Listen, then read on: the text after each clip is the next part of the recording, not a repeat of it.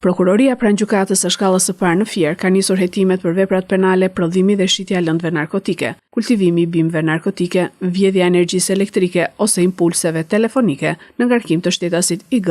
dhe shpërdorimi i detyrës në ngarkim të shtetasit RM.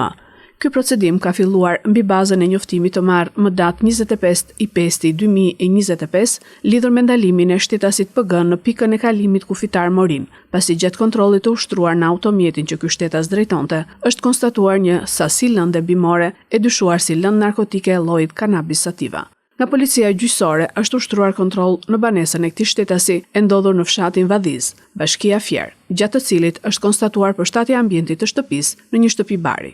Gjatë këshyrjes së banesës janë gjetur bimë narkotike të kultivuara për të cilat ishte vendosur sistem ngrohje aspirimi dhe ventilimi, fidan të bimëve narkotike, një sasi lënde narkotike si dhe fara të dyshuara të bimëve narkotike. Gjithashtu është konstatuar lidhja e paligjshme e energjisë elektrike, duke ndërhyrë për të siguruar që të mos matej energjia që përdorej për rritjen e bimëve. Policia gjyqësore ka kryer arrestimin në flagrancë të shtetasit IG dhe të specialistit teknik të terrenit të OSHS që mbulon zonën RM.